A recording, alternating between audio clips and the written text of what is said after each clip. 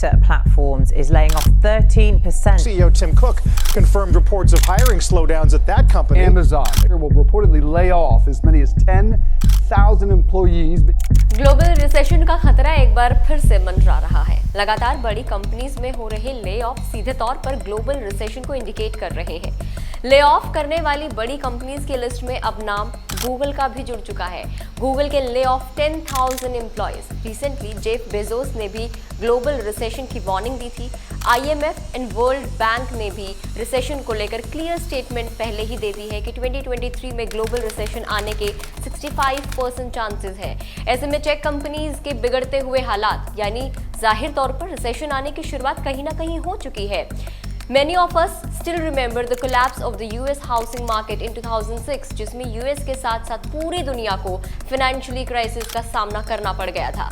Financial crises are unfortunately quite common in history and oftenly ये economic tsunamis का कारण बनते हैं।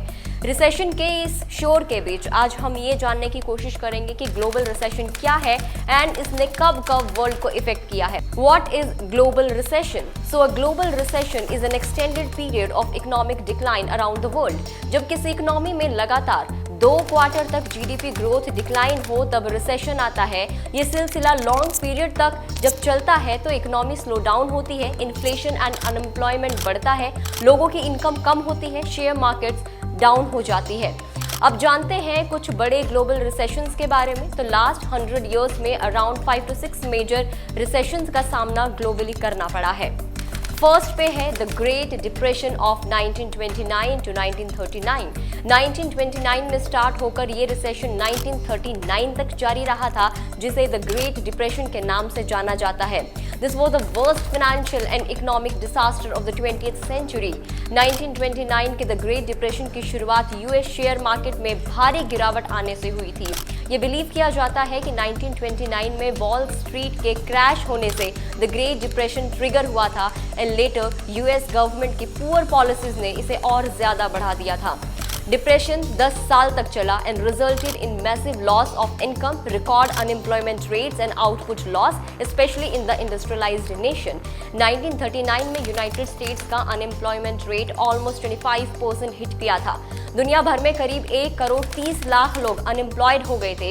इसी से सेकेंड वर्ल्ड वॉर की नींव पड़ी थी। ग्लोबल GDP 15% तक गिर गई थी। इस रिसेशन के दौरान 5,000 से ज्यादा बैंक डूब गए थे। Then comes the opaque oil price shock of 1973। ये क्राइसिस तब शुरू हुआ था जब 1973 के 4th अरब इजरायली वॉर के दौरान इसराइल को सपोर्ट करने की सजा के तौर पर ऑयल प्रोड्यूस करने वाली कंट्रीज की ऑर्गेनाइजेशन ओपेक ने US समेत कुछ देशों को ऑयल देने पर बैन लगा दिया था। इससे मेजर ऑयल शॉर्टेज हो गया था, जिसकी वजह से ऑयल का जो प्राइस है वो 300% तक राइज हो गया था। इससे इंडिया भी काफ़ी इम्पैक्ट हुआ था। US और बाकी डेवलप्ड कंट्रीज की जो इकोनॉमी थी उसको क्राइसिस का सामना करना पड़ा था। 1972 to 1973 में इंडिया की GDP ग्रोथ रेट 0.3% रह गई थी। कई कंट्रीज में इन्फ्लेशन बहुत ज़्यादा बढ़ गया था। हालांकि US की कंडीशन सबसे ज़्यादा खराब थी। 16 महीनों में अमेरिका की GDP 3.4% गिरी तो अनएम्प्लॉयमेंट रेट 8.8% पहुंच गया था। इस टाइम इंग्लैंड की GDP भी 3.9% गिरी थी और इन्फ्लेशन 20%। एनर्जी क्राइसिस का भी ब्रिटेन को सामना करना पड़ा था। वीक में सिर्फ 3 बार ही यहाँ पे इलेक्ट्रिसिटी सप्लाई होती थी। Britain took 14 quarters to recover from this recession. इस पीरियड को स्टैगफ्लेशन का नाम दिया गया था, यानी स्टैग्नेशन प्लस इन्फ्लेशन। अब आती है 1982 की रिसेशन। 1979 में ईरानी रिवॉल्यूशन में 1982 में आए रिसेशन की नींव रखी थी। ईरानी रिवॉल्यूशन से क्रूड ऑयल के प्राइसेस बढ़ गए थे। इसका इम्पैक्ट ग्लोबल इकोनॉमी पर हुआ था। 1979 टू 1980 में इंडिया की GDP ग्रोथ 5.2% हो गई थी। All over the world inflation बढ़ गया था। इसे कंट्रोल करने के लिए अमेरिका के साथ कुछ और countries started tightening their monetary policy. इससे डिमांड में कमी आई और कुछ लैटिन अमेरिकी कंट्रीज में कर्ज बहुत ज्यादा बढ़ गया था। 1982 में आए ग्लोबल रिसेशन से डेवलप्ड कंट्रीज तो जल्दी ही रिकवर हो गई थी, लेकिन लैटिन अमेरिका और अफ्रीकन कंट्रीज पर लंबे वक्त तक इसका इम्पैक्ट देखा गया था। देन कम्स 1991 का ग्लोबल रिसेशन, जब इंडिया को अपना गोल्ड गिरवी रखना पड़ा था। ये फाइनेंशियल क्राइसिस 1990 टू 1991 में हुए गल्फ वॉर के बाद आया था। हालांकि इसके लिए केवल वॉर ही जिम्मेदार नहीं था। अमेरिकी बैंक्स की बुरी हालत और स्कैंडिनेवियन कंट्रीज की खराब बैंकिंग सिस्टम ने भी वर्ल्ड को इकोनॉमिक क्राइसिस में झोंकने का काम किया था।